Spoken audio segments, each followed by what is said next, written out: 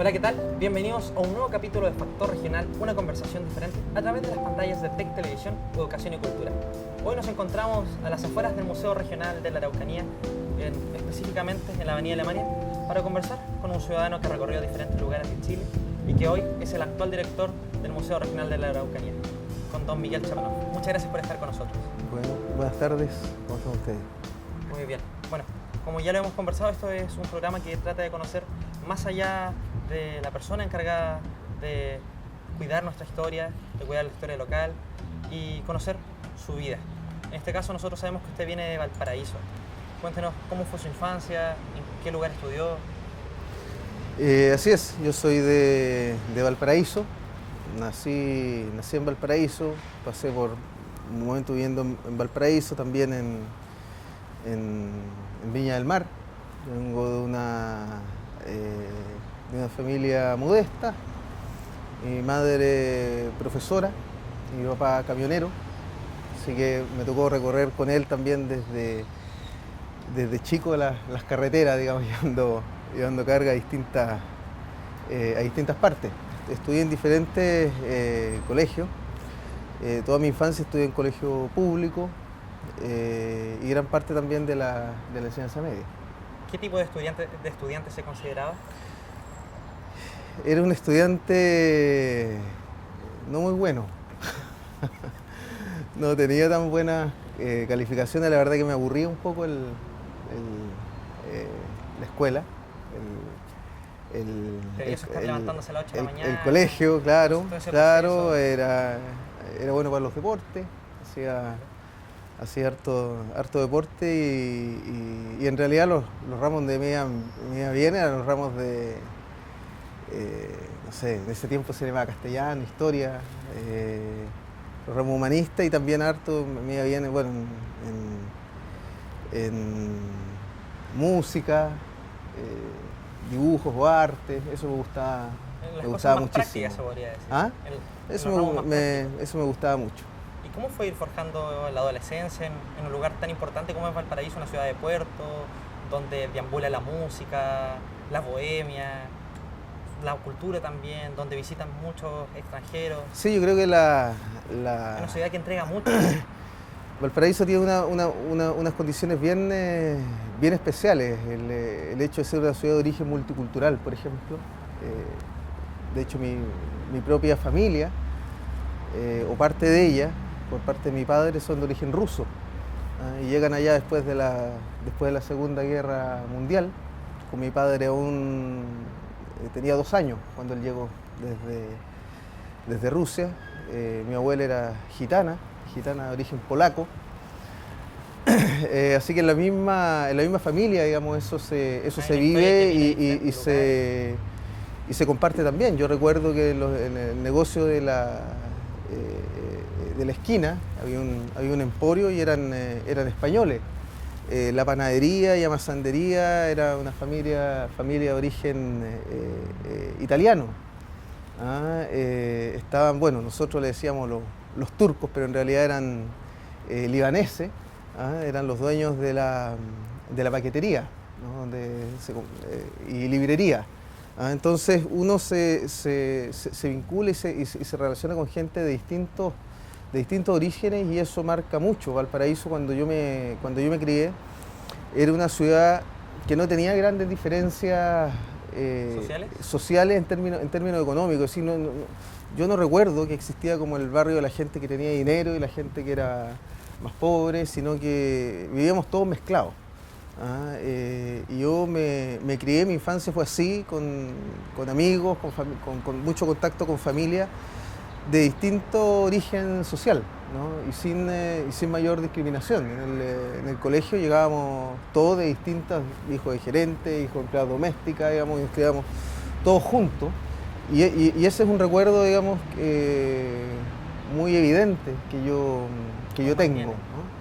¿Y en qué cree que le ayudó poder rodearse con personas de diferentes clases sociales, de diferentes culturas, para yo creo que su historia de vida? Yo creo que eso uno aprende a ser más tolerante, aprende también que las personas no vienen en envase, sino que el contenido, como se dice, va va por dentro y que independiente de lo que tenga o lo que no tenga, digamos, sus valores, su modo de ver la vida es lo realmente importante. Ese es el aprendizaje que yo tengo, no creo tener una mirada discriminadora o clasista respecto de la sociedad y respecto de las otras personas. ¿Cuándo, en qué punto nace esta pasión por querer estudiar antropología? Yo estudié antropología por descarte un poco. Yo me gustaba mucho leer siempre y me iba a la biblioteca pública a leer a veces en los ratos ¿Algún autor en particular? Leía mucho de distintas cosas. La verdad que había la señora Eugenia, que era la bibliotecaria, yo todavía me acuerdo. Yo le preguntaba a ella y ella me iba recomendando libros. Me iba buscando libros y con ella leí, digamos, infancia, digamos. Ella es muy buena lectora y muy buena recomendadora de libros también. Entonces me iba sugiriendo distintas cosas. Me acuerdo que me apasionaron mucho los libros de viaje de Emilio Salgari, textos de Edgar Allan Poe, algo que en esa época se llamaba, una literatura que se llama terror cósmico, que era Howard Phillips Lovecraft. Literatura con mucha, dos genios del terror. Claro, con mucha fantasía. Conocí también a Joseph Conrad, un gran escritor y navegante también, Herman Melville, Moby Dick, qué sé yo, mucha literatura de viajes, de navegantes, de aventura sobre todo. De aventura, y eso leía mucho cuando niño, y ya después más grande. Hubo un libro que a mí me marcó mucho, y que era un antropólogo, de Bronislaw Malinowski, y que era un libro que se llamaba Los Argonautas del Pacífico Suroccidental, y que hablaba de su experiencia en la isla Strobriand, en el Pacífico Suroccidental, de él como antropólogo. Y fue un libro que a mí me marcó muchísimo y me surgió la inquietud de estudiar antropología. Y cuando llegó el momento... Sí, porque en este punto igual nace esta pasión de alejarse de su ciudad natal y dirigirse a un lugar muy austral como es Valdivia. Sí, el tema el tema del viaje siempre ha estado presente. Ha estado presente. Yo creo que también el hecho de vivir en Valparaíso, ¿no? Esto de uno veía todos los días, mi casa daba vista al puerto, ¿no? Y uno veía todos los días entrar y salir los barcos. Mi padre me llevaba mucho también ahí al puerto. Después, más grande, me llevó a conocer los bares del puerto también. Y claro, uno tenía esto en la cabeza siempre, ¿no? El tema de gente que llegaba, la gente que se iba, la misma historia familiar, ¿cierto? O sea, de una familia que llegó. ¿De la llegó... familia de poder alejarse por tanto tiempo? No, yo creo que sí lo fue. O sea, nosotros somos 2 hermanos, una familia nuclear pequeña. Y claro, yo creo que nos fue fácil, sobre todo para mis papás, cuando yo tomé la decisión de irme a estudiar fuera de Valparaíso, pero ellos también lo asumieron y me apoyaron plenamente en la decisión. ¿Usted estudió en la Universidad Austral de Chile? En la Universidad Austral. Muy orgulloso de haber estudiado en esa universidad. Quisiera saber cómo fue ese proceso de haber estado estudiando en un lugar, se podría decir, más familiar, una ciudad más pequeña. ¿Qué recuerdos tiene de su etapa universitaria? Muy bueno, muy bueno. ¿Alguna anécdota que se pueda contar? O sea, está lleno, muchísimas. Pero no, fue una muy buena etapa de mucho aprendizaje, y no solamente aprendizaje académico. Yo entré en un momento donde, bueno, con universidades bien convulsionadas todavía, digamos. O sea, yo entré, claro, cuando todavía queda el último periodo de rectores delegados. No, fue una etapa muy rica y que recuerdo con mucho cariño. Y después de ese proceso de haber terminado su carrera, ¿dónde comienza su etapa laboral? ¿Comienza con alguna investigación en el área? No, mi etapa laboral comienza, yo cuando salgo de la universidad me embarco. Me embarqué, estuve... ¿Marino mercante o...? No, una especie de comerciante arriba de un bote. Comprábamos productos en Puerto Montt y lo íbamos hacia los puertos, navegando hacia los puertos aislados de Patagonia hasta llegar a Punta Arenas. Comprábamos después, llenábamos el barco en Punta Arenas, en la zona franca, y nos devolvíamos hacia el norte, ¿no? Pasando por todos los puertos aislados, y viví prácticamente casi 2 años arriba de esa embarcación. ¿Cómo fue esa aventura? La Francisca José, ¿no? Impresionante porque... ¿Así se llamaba la embarcación? La embarcación se llamaba Francisca José, era una embarcación de 14 metros de madera. ¿Cuántos tripulantes? Éramos 6 tripulantes, y no, una experiencia única, o sea, poder conocer y navegar por la Patagonia, la zona de los canales, Tierra del Fuego, el Estrecho Magallanes, no sé, Golfo de Pena, Archipiélago de Chiloé, las Huaytecas, Archipiélago de los Chonos, reconocer toda esa zona cuando...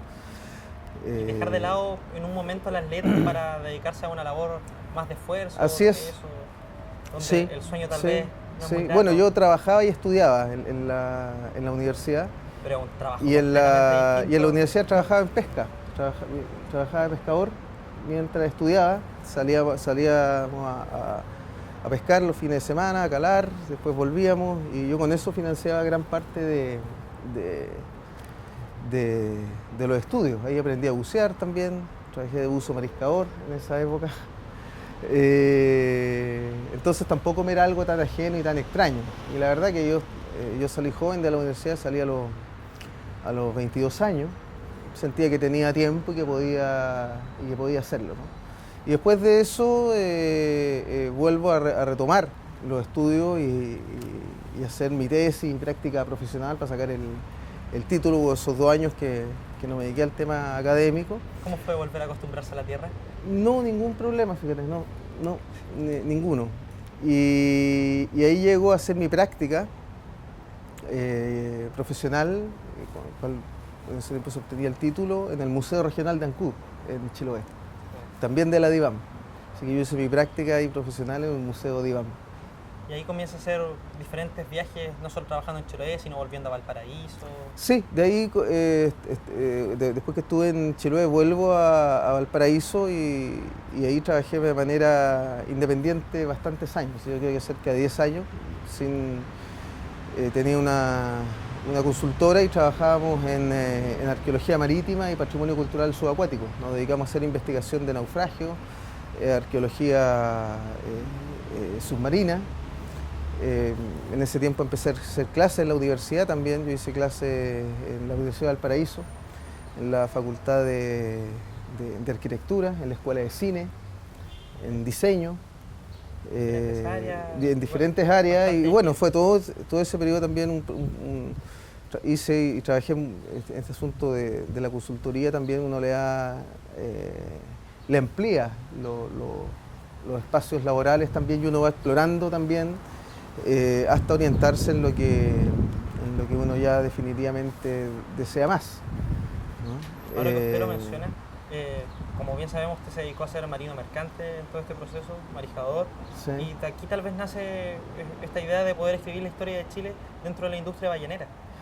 Sí, bueno, ese es un proyecto Fondesit. Yo soy coinvestigador, y el investigador principal, que es el antropólogo Daniel Quiroz, él me invitó a participar, digamos, en este proyecto de investigación que ya este año estaría terminando.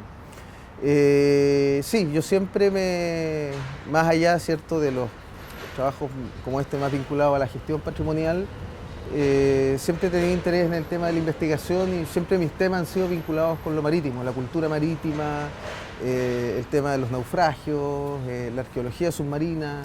Es decir, la mayor cantidad de trabajos de investigación que yo he hecho han sido vinculados con el ámbito marítimo. Bien. Y la cultura marítima.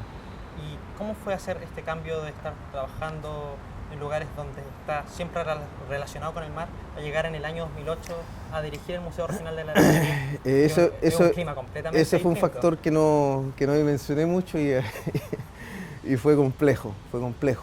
Sí, yo tomo la decisión tomamos con mi familia de venirnos para acá, de manera bastante azarosa, por decirlo así. Yo un día veo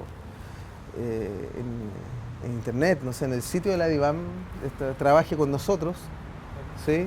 Llamados a ¿A cargo público? A un cargo, claro, un cargo público, y era este, ¿no? El director del Museo Regional de la Araucanía. Yo en Temuco no tenía una gran experiencia, había pasado por acá, había estado algunas veces como de veraneo, ¿En la zona de la Custre? no, más en Puerto Saavedra, que un par de veces por ahí no sé, en Licanray, claro, claro. Pero en general no conocía mucho la región y nos pareció como interesante y nada, postulé a un concurso público, quedé preseleccionado, di las entrevistas, di unas pruebas escritas que había que hacer. Y nada, me dicen que quedé y que me tengo que venir, digamos, en 2 semanas más, digamos, de que me avisan de que me tengo que venir en 2 semanas. O sea, fue un cambio. ¿Usted se encontraba en Valparaíso en ese entonces? Sí, en Valparaíso, viví en Valparaíso, estaba trabajando en otras cosas, dejé lo que estaba haciendo y nos vinimos. ¿Qué fue lo que encontró en la región de la Araucanía, donde también hay una historia bastante particular con un pueblo originario? A mí me fascina esta región. He encontrado que tiene una riqueza cultural, histórica, ambiental, paisajística, que es extraordinaria. Esta posibilidad de, no sé, en el mismo día poder ir de la cordillera, digamos, nevada al mar, ¿cierto? Pasando por el llano, distintos paisajes, distinta gente, lo encuentro realmente una región extraordinaria. Muchos mencionan que Temuco es una ciudad muy estratégica porque estamos a 1 hora del mar, a 1 hora de la cordillera, zona lacustre. Así es. Entonces, ¿siempre ha tenido algún foco que hacer con su familia? Sí. Y siempre me llamó la atención, ¿cierto? Cuando yo llegué acá que, no sé, hace poco más de 100 años esta ciudad era un fuerte militar dentro del proceso de ocupación chilena y militar de la Araucanía. Y eso es solo hace 100 años atrás, digamos. Esto es muy distinto, por ejemplo, a la ciudad donde yo venía, que era Valparaíso o Valdivia, ¿cierto? Que es una ciudad colonial. En la colonia. Colonial, ¿no? Claro. Quemadas también por el pueblo mapuche. Claro. Pero llegar a esta ciudad, ¿cierto? Que es una ciudad y un paisaje construido absolutamente nuevo en términos históricos, me parece y me pareció un hecho extremadamente interesante también de vivirlo y de experimentarlo. El mismo tema de la presencia tan vívida de la cultura mapuche y de otras culturas también, venía de otros continentes, lo hace más interesante aún. ¿Cómo han sido todos estos años a la dirección de este museo? ¿En qué sentido? En un sentido de participación ciudadana, en un sentido de trabajo. Para mí... Al punto que yo quiero llegar, ¿sí? Es que hace muy poco se hizo gratuita la entrada a todos los centros del DIVAM, sí, en todos los museos públicos, desde Arica a Punta Arenas. Entonces, ¿cómo es la participación de la gente dentro de estos mismos lugares que preservan partes importantes de su historia? Entonces, ¿cómo lo ve usted desde esa altura de director? 3 cosas. Primero, hacerme cargo del museo. Yo había trabajado en otros museos, había trabajado montando museos, desarrollando exhibiciones en museos, trabajando con guiones también para museos. Pero este tenía una condición distinta, digamos. Aquí yo, además de ser director del museo, mi cargo es un cargo público. Yo soy funcionario público y eso pone un eje y una atención precisamente en el servicio público. Y ese es un punto como extremadamente, para mí, importante y relevante de este museo, es decir, de asumirlo como un espacio público y de servicio a la ciudadanía. Un segundo aspecto que tiene que ver con que cuando yo llego acá a Temuco, el museo llevaba algunos años cerrado por procesos de remodelación, que se había estado un poco estancado por temas administrativos. Porque yo creo que algunos saben que esta es la Casa Thiers y es parte del sector arquitectónico de Temuco, de las primeras casas que se crearon, claro, y una de las pocas que queda en la Avenida Alemania, de que muchas han sido destruidas. Claro, esta casa es monumento histórico, monumento nacional. Y cuando yo llego acá estaba en proceso de remodelación y estaba el museo cerrado público. Y me toca el desafío, digamos, de de gestionar su apertura definitiva y desarrollar la nueva exhibición, digamos que es la que es permanente, que es la que, hoy día está, y claro, y gestionar, digamos, la puesta en marcha, ¿no? Entonces ese es un segundo aspecto como relevante que yo creo que ha marcado profundamente lo que ha venido también después. Y un tercer aspecto es cómo uno aborda o cómo se pregunta, digamos, el abordaje del rol que tiene un museo en la sociedad actual y contemporánea, ¿no? Mucha gente asocia al museo como un lugar donde se guardan cosas viejas. Yo prefiero señalar que un museo es un lugar donde se cuentan historias. Y ha sido complejo, ¿cierto?, en el sentido de que hay distintas versiones para la historia. La historia oficial, la que tienen los historiadores. Justamente, ¿no? Y dentro de los propios historiadores, digamos. O sea, basta leer, no sé, a Jorge Pinto y a Vallejo, ¿cierto? Por ejemplo, a Villalobos, perdón, ¿cierto? La gran distancia, ¿cierto?, respecto a sus miradas en cuanto a un mismo proceso histórico y un mismo lugar. Incluso entonces, cómo cambiar el nombre de ocupación claro, pacificación. Así es. Entonces, tratar de coordinar, de poder lograr, ¿cierto?, narrativas y relatos que den cabida y que den espacio a esas distintas versiones es todo un desafío. Y en ese sentido también hemos intentado trabajar cercano a la ciudadanía, digamos. O sea, antes de abrir el museo se hizo una participación, por ejemplo, con representantes de organizaciones mapuche, quienes leyeron el guión, le hicieron precisiones. Una de ellas, por ejemplo, es que nosotros en el guión no hablamos de precisamente lo que tú señalabas recién, no hablamos de pacificación de la Araucanía, hablamos de ocupación chilena del Gualmapu. Entonces, ir armando esta historia, construyendo estos relatos, es parte también de nuestra misión. Y la segunda, que es una misión bastante invisible a veces, es que nosotros somos depositarios y garantes de la conservación del patrimonio físico, o el patrimonio objetual.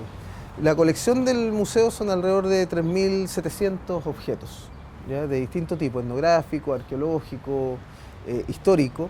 Y nosotros tenemos un mandato para resguardarlos, para conservarlos, por eso tenemos laboratorio, desarrollamos una faena importante en lo que es conservación, el embalaje de las colecciones, la mantención de nuestros depósitos de colecciones, y que claro, es algo invisible y no siempre presente, digamos, para el público. Lo hemos tratado de visibilizar desarrollando varios talleres y abriendo un poco esos espacios que antes eran bastante internos de los museos, también a la visita. No lo hacemos todos los días, ¿cierto?, porque es complejo a veces el mostrar los objetos, digamos, y que la gente se relacione directamente con ellos.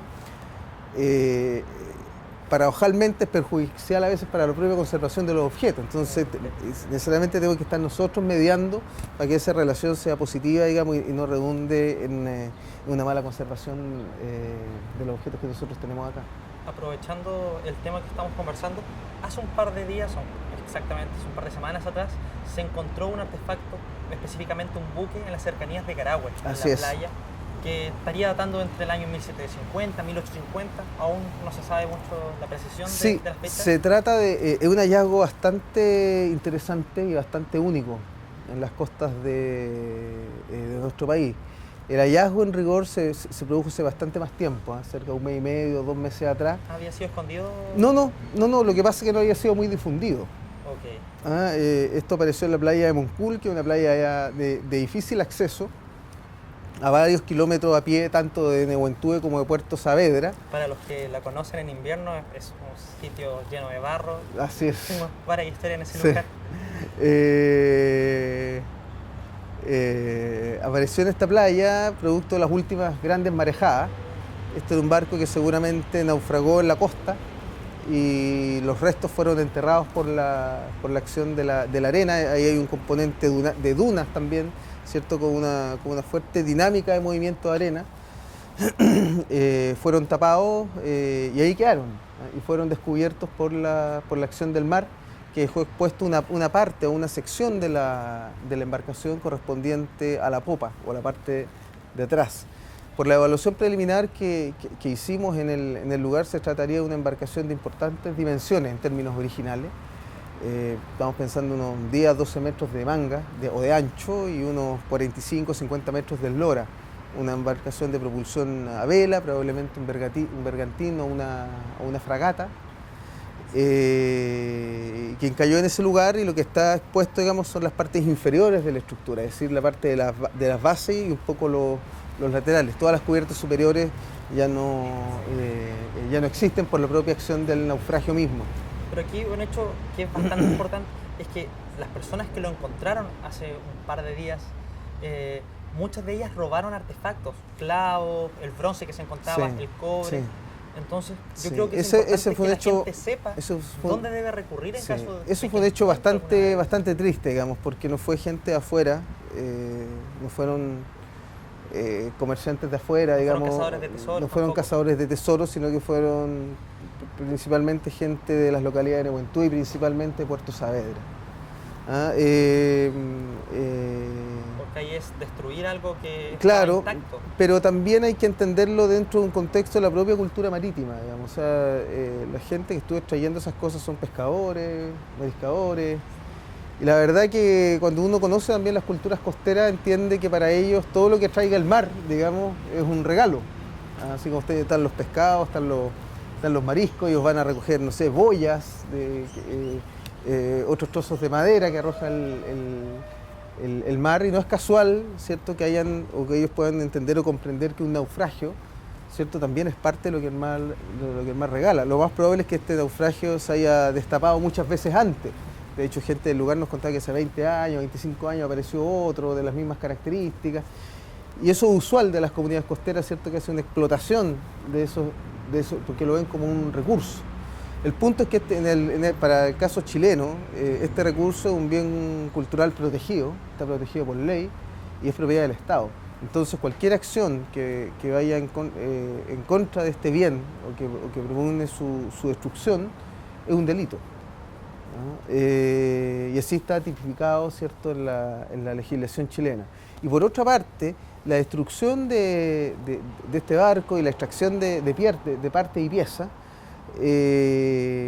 afecta negativamente la posibilidad de poder saber más respecto de su historia, que es parte de la historia local, tanto de Nehuentuy como de Puerto Saavedra, e incluso su utilización como un recurso turístico, lo cual podría traer mucho más beneficio, ¿cierto?, que la apropiación individual de algunas piezas.